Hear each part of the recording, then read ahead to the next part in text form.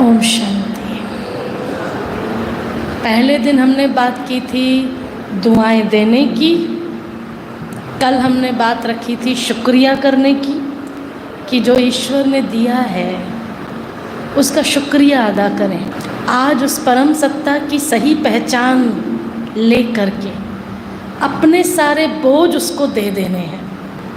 वो आया है हम सब के बोझ लेने, पिता है ना हम सबका, जिसके ऊपर तुम स्वामी सो दुख कैसा पावे। देखो गाया है हमने, तुम मात पिता हम बालक तेरे, तुम्हारी कृपा में सुख घनेरे। यदि मैं आज अशांत हूँ, दुख में हूँ, माना मैं उसको अपने सर पर नहीं समझ रहा हूँ, उनका हाथ अपने सिर पर नहीं समझ रहा हूँ। हाथ मीन्स उनकी सिक्योरिटी, उन पर मेरा विश्वास। अब मैं एक प्रश्न आप लोगों से करती हूँ, आप लोगों का परमात्मा पर विश्वास है? संपूर्ण विश्वास है? दो शब्द हैं, एक विश्वास और दूसरा संपूर्ण विश्वास।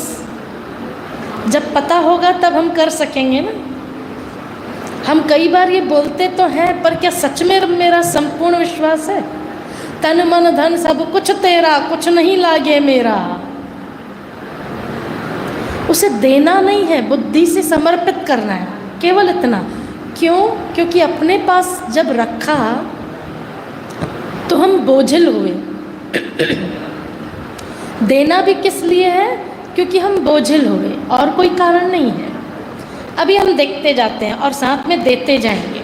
जैसे कई बार आपने देखा होगा, कई माताएं लिफ्ट में जाती हैं, बहुत सारा सामान पकड़ी हुई रहती हैं, उनको बोला जाता है भाई सामान छोड़ दो,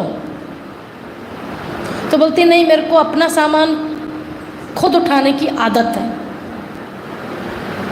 तो ये समझदारी नहीं है, आपने अननेसेसरी बोझ रखा है। ऐसी कई चीज़ें हमने यहाँ रखी हैं जिसकी हमने फर्स्ट डे एक्सरसाइज की थी। एक छोटी सी वस्तु पकड़ने से हाथ में दर्द दे रहा है, हमने कई छोटी बातें यहाँ पकड़ कर रखी हैं, तो यहाँ भी तो स्ट्रेस होगा। अब उस सारे स्ट्रेस को, उन सारे बोझ को हमको अर्पित करना है। आज हम वो करेंगे प्रैक्टिकल। पर उससे पहले विश्वास और संपूर्ण विश्वास, मैं दो चीज़ें आपके सामने रख रही हूँ, आप ही डिसाइड कीजिएगा कि हम कहाँ हैं। एक बहुत बड़ा कलाकार बहुत ऊंची बिल्डिंग पर चढ़ा और बिल्डिंग के एक साइड से दूसरी साइड तक रस्सी लगाई और उस रस्सी में वो पैदल चला। रस्सी में चलना, सब ने खूब तालियां बजाई कि क्या तो कलाकार है, जरा भी अनबैलेंस नहीं हुआ, रस्सी पर चल दिया, रस्सी पर चला। सब ने खूब क्लैपिंग की, अप्रिशिएट किया। उस कलाकार को भी बड़ा आनंद आया। थोड़ी देर के बाद कलाकार ने अपने बच्चे को उठाया और कंधे पर रखा और कंधे पर रख करके उस दूरी को खत्म किया। पैदल चला, बहुत लंबा, रस्सी पर ही, और बहुत ऊंचाई पर रस्सी थी, बहुत ऊंचे। सबके आंखें वहाँ केंद्रित थीं, दांतों तले उंगलियां दब गईं, सांस रोक कर सब देखने लगे। पर कलाकार बड़ा प्रवीण था, उसने बड़ी आसानी से ये कर लिया। सब ने बहुत तालियां बजाई, कईयों ने फोटो खींचे। जब कलाकार नीचे आया तो सबसे प्रश्न किया कि आप लोगों को कैसा लगा? सब ने बोला बहुत अच्छा लगा। कलाकार ने दूसरा प्रश्न किया, आप सबको ये विश्वास है कि मैं दोबारा ये कर सकता हूँ? सब ने बोला पूरा विश्वास है, हमने अपनी आंखों से देखा है कि तुमने किया है, और एक बार नहीं, दो बार किया है। फिर कलाकार ने बोला सच में आप लोगों को विश्वास है? सब ने एक स्वर में बोला हाँ, हमको इतना विश्वास है कि हम शर्त भी लगा सकते हैं। कलाकार ने फिर पूछा आपको संपूर्ण विश्वास है मैं ये कर सकता हूँ? अब सब ने बोला हाँ भाई, और क्या बताएं, बोल तो रहे हैं हमको संपूर्ण विश्वास है। कलाकार ने बोला यदि आप लोगों को संपूर्ण विश्वास है मैं ये कर सकता हूँ, तो अब आप में से कोई अपना बच्चा मेरे को दीजिए जिसको मैं कंधे पर उठा कर जाऊँ। कोई तैयार नहीं हुआ। कुछ जगहों पर हम भी यही करते हैं। भगवान पर हमको बहुत विश्वास है, विश्वास रखो परमात्मा करेगा, लेकिन जब अपने ऊपर आता है तो जो सबका बोझ उठाने वाला है वो हमारे भी बोझ उठा लेगा ना। जो रात को पंछियों को भी पेड़ों से गिरने नहीं देता है, क्या वो कभी हमें गिरने देगा? उसने आकर हमारा दृष्टिकोण बदला। जिन 3 दिनों पर हमने बातचीत की कि हमारी जो ये दोष दृष्टि हो गई कि अगला गलत है मैं सही हूँ, ये गलत है मैं सही हूँ, परमात्मा ने यही चेंज करा दिया। हर सब्जेक्ट में वो आपका ध्यान खिंचाता है, आप अपने को देखो, मैं और क्या सही कर सकता हूँ। जब छोटा बच्चा होता है ना, इवन हम लोग भी जब छोटे थे, ये कहाँ से प्रॉब्लम शुरू हुई है? मन कैसे ये सीख गया कि हर चीज़ के लिए उसको लगता है कि दूसरा गलत है, दूसरा गलत है। आध्यात्म हमें सिखाता है कि मैं गलत हूँ। ये जो ये एक उंगली करते हैं, 4 उंगलियां अपनी ओर इशारा करती हैं, ये बोलने तक नहीं है, ये सत्य है। मेरे घर में ये बदल जाएगा तो हमारा घर स्वर्ग हो जाएगा। परमात्मा कहते तुम सुधर जाओ अपने आप, घर क्या पूरी दुनिया स्वर्ग हो जाएगी। दृष्टिकोण ही तो बदलने की बात है। अच्छा एक चीज़ बताइए, आप सब इतने हॉल में लोग बैठे हैं,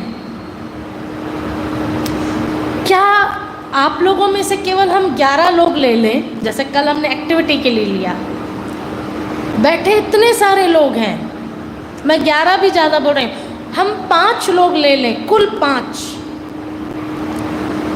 बाकी सब यहाँ आते हैं, बैठते हैं, थोड़ी गंदगी करते हैं, पर उन 5 लोगों को हम चुन लें कि वो हॉल की सफाई करेंगे। क्या कर सकते हैं? कर सकते हैं? सही बताइए। 5 लोग हैं, मिलके कर लेंगे। एक की नहीं भी होगी तो उसके सहयोग से वो भी कर लेगा, पक्का ना? हम 150 लोग हैं, उसमें से 5 को हमने केवल चुन लिया। 5 लोग हॉल साफ कर लेंगे ना? सारी दुनिया गंदी है, ओके।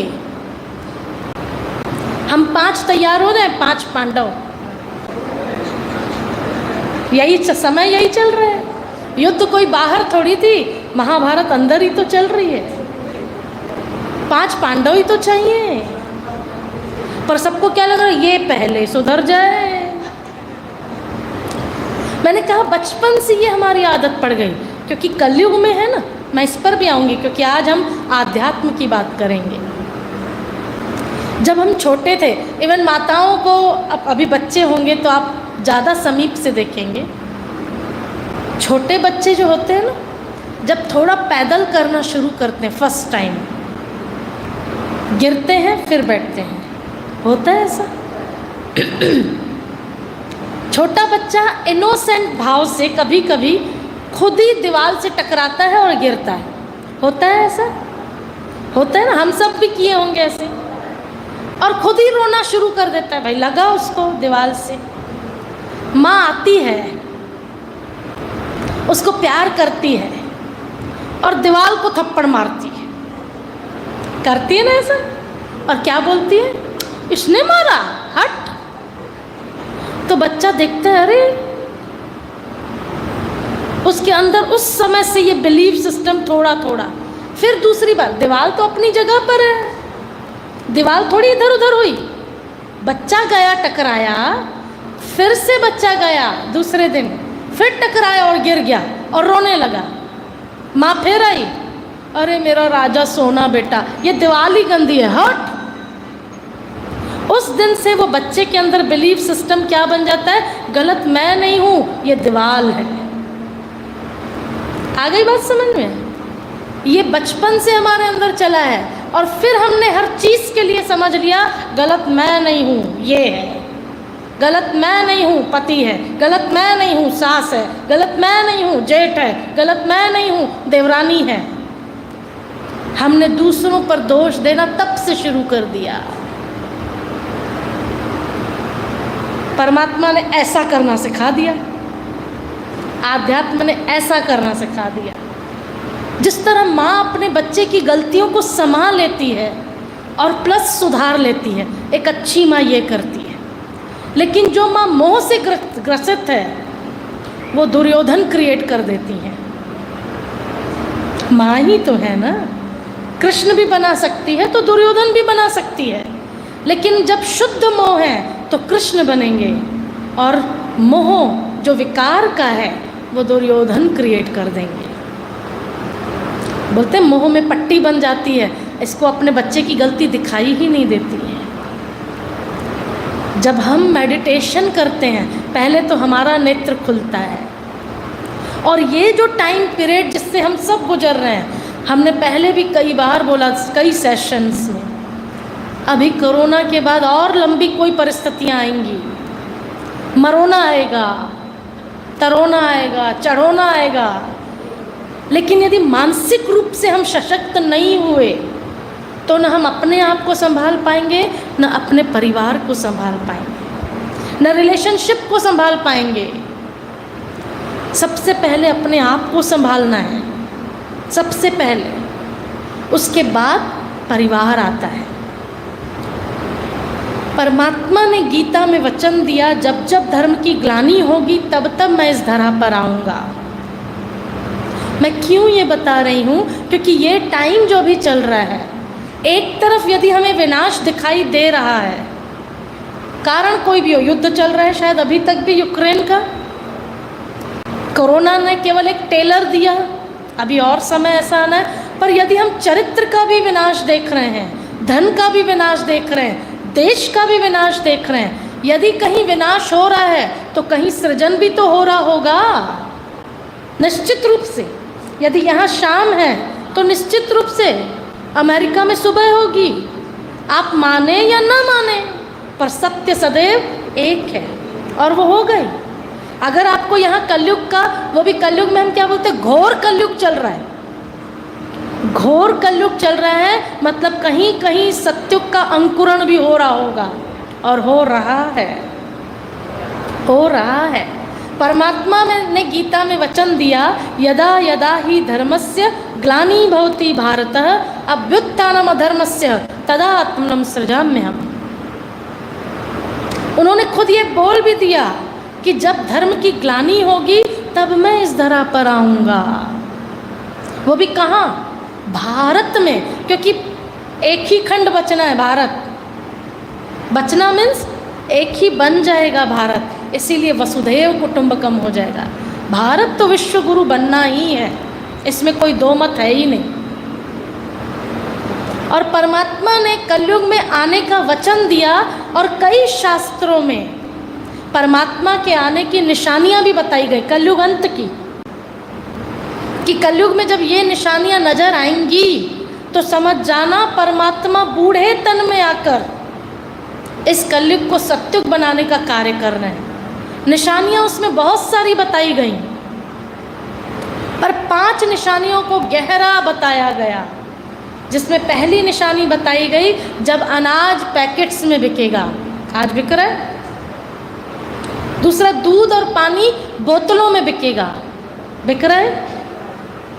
बड़े बुजुर्ग लोग बैठे हैं, हम राजस्थान गए थे सेवा की तरफ, तो हमको वहाँ पता चला कि दूध बेचना मतलब पूत बेचना बोला जाता है। दूध का कभी व्यवसाय नहीं किया जाता था, पानी प्याऊ घर खोले जाते थे भारत में, जल सेवा वड्डी सेवा।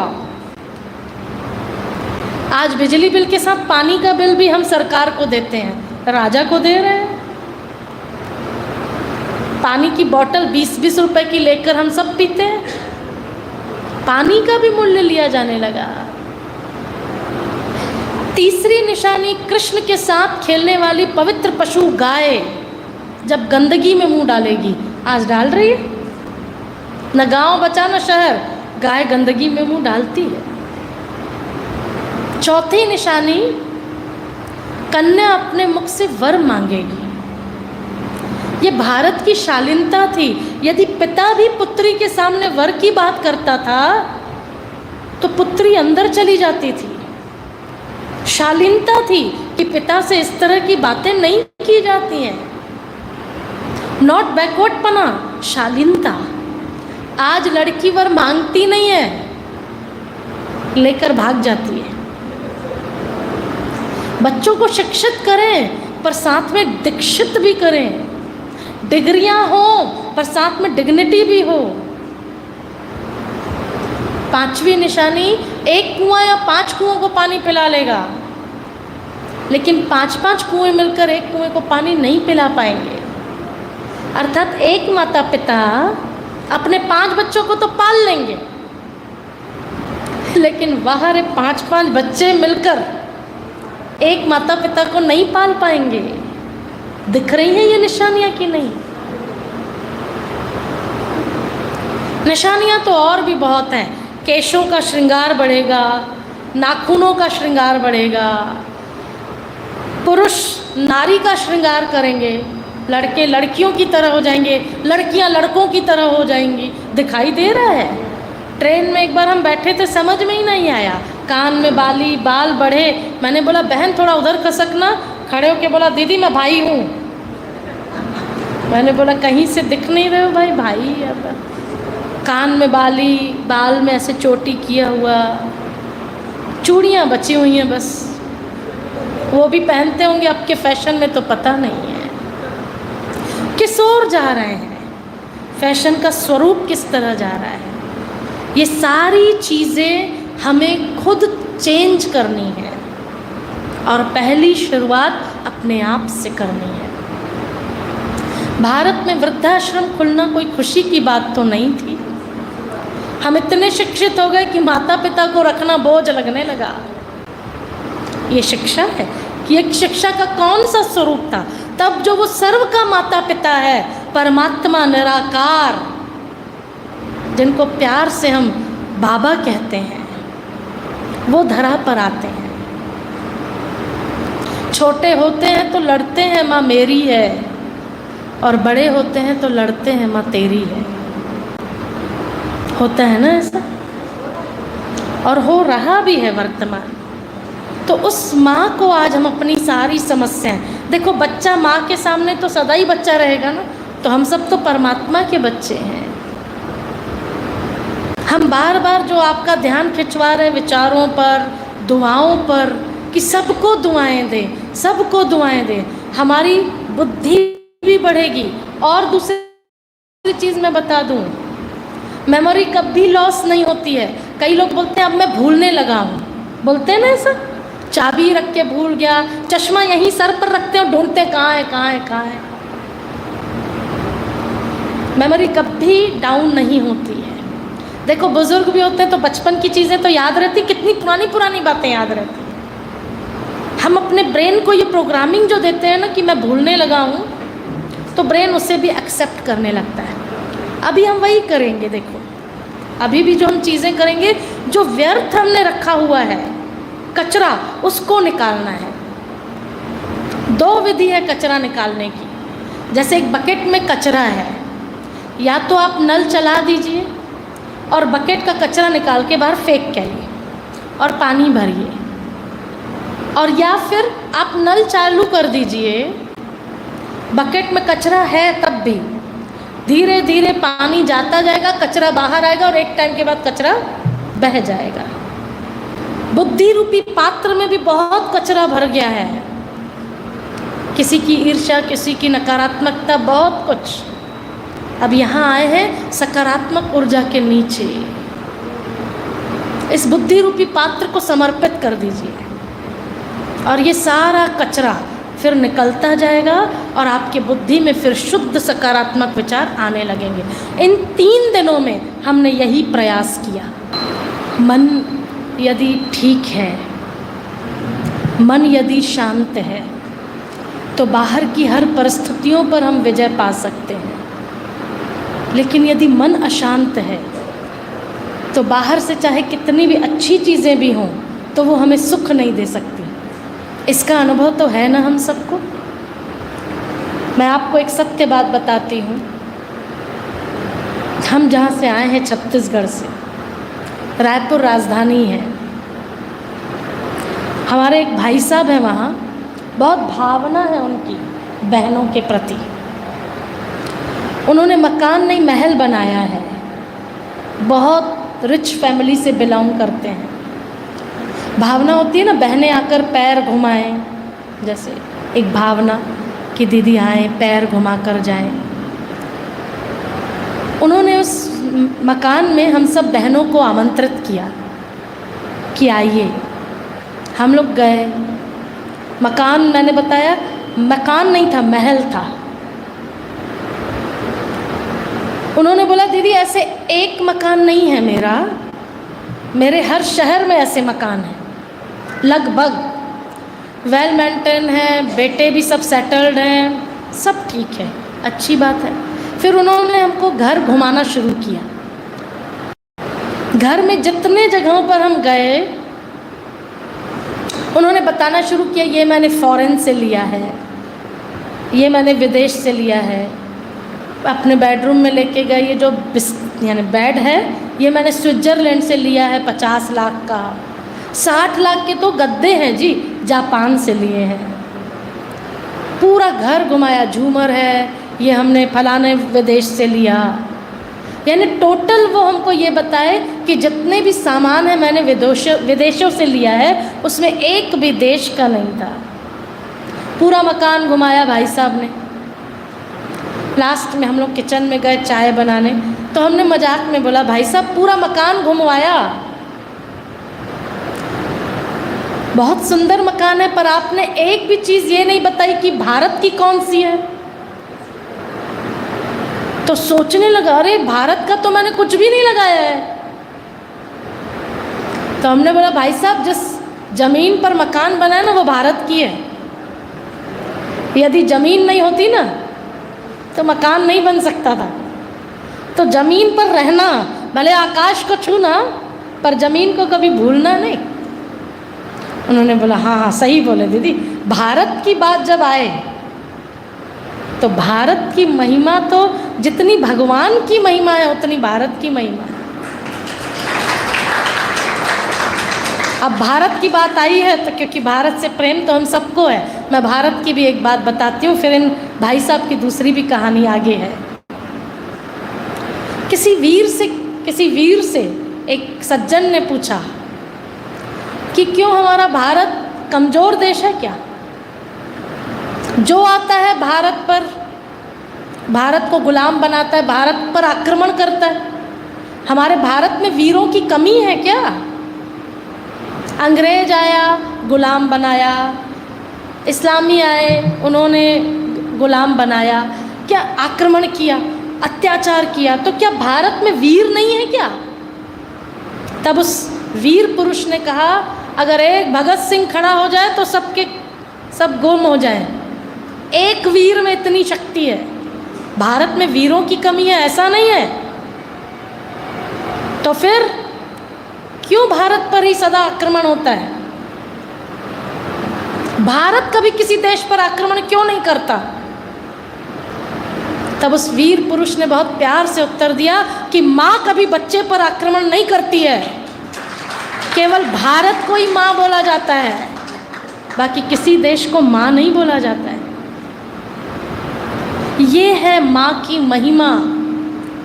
कई बार हम सहन शक्ति को कमजोरी समझते हैं, पर सहन शक्ति अपने आप में वीरता है।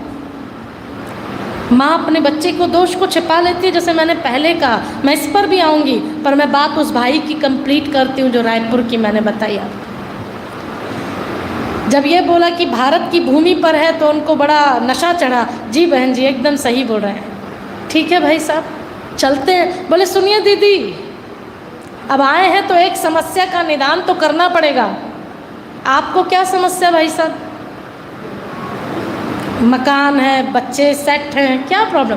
बोले बस सब अच्छा है बहन जी, सब अच्छा है, बस एक ही प्रॉब्लम है, एक ही प्रॉब्लम है, रात को सोता हूँ तो नींद नहीं आती है।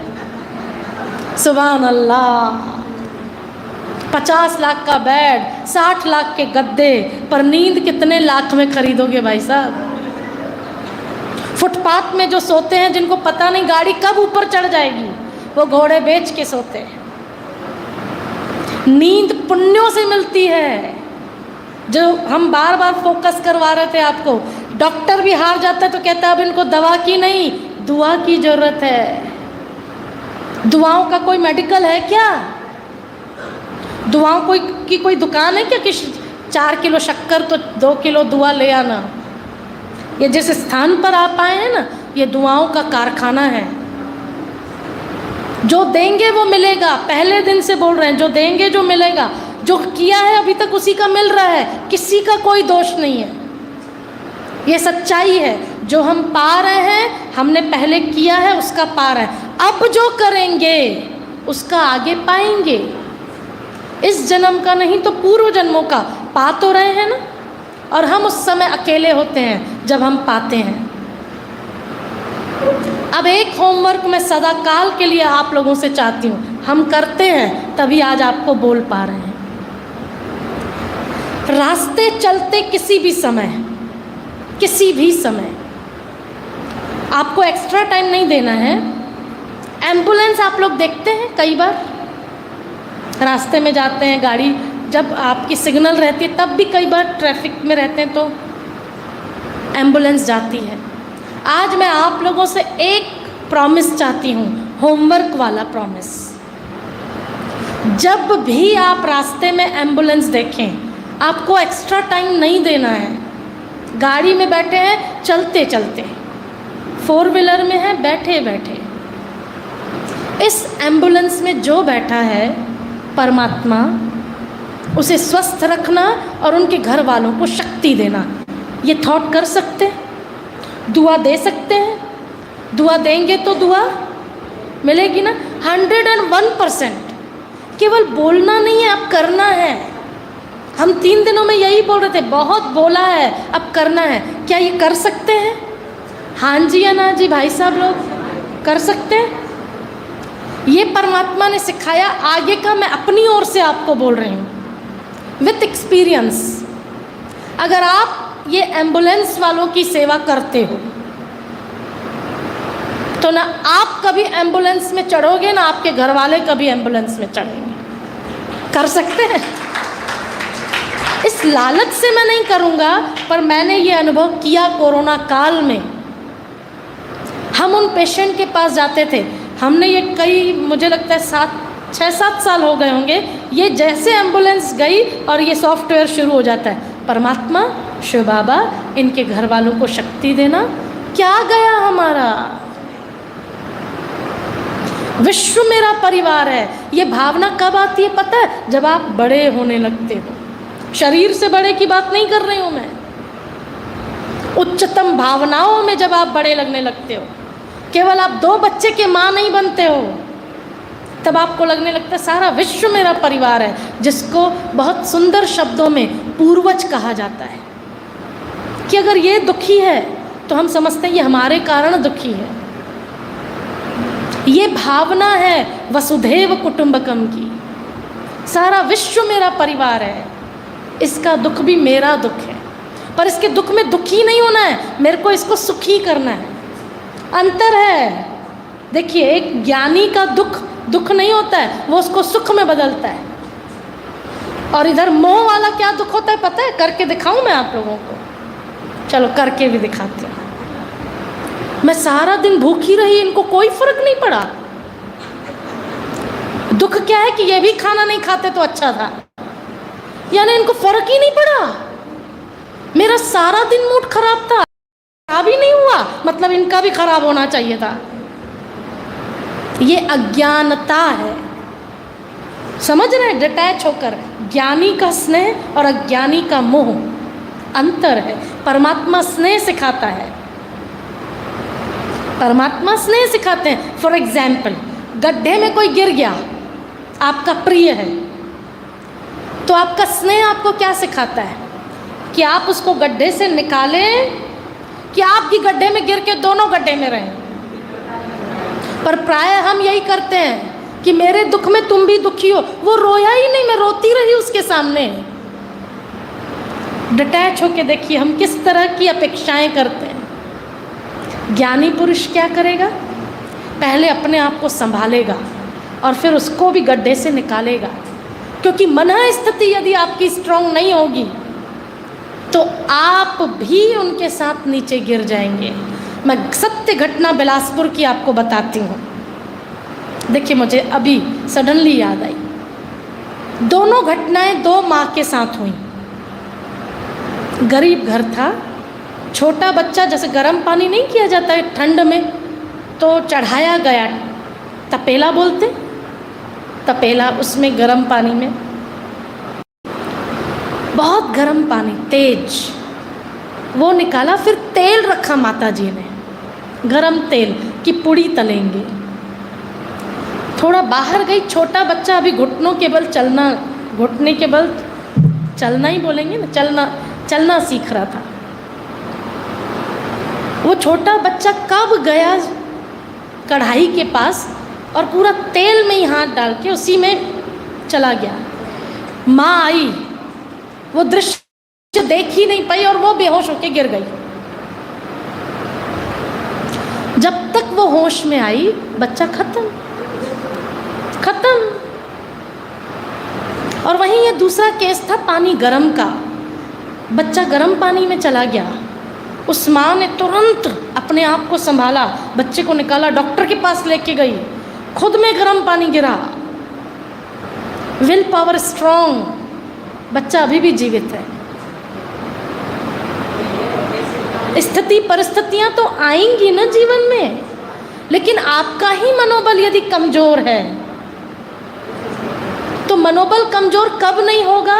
जब इस मन को आप स्वस्थ रखेंगे, मन को शुद्ध विचारों से भरपूर रखेंगे। और शुद्ध विचारों से भरने के लिए परमात्मा का संग चाहिए, किसी और का संग नहीं।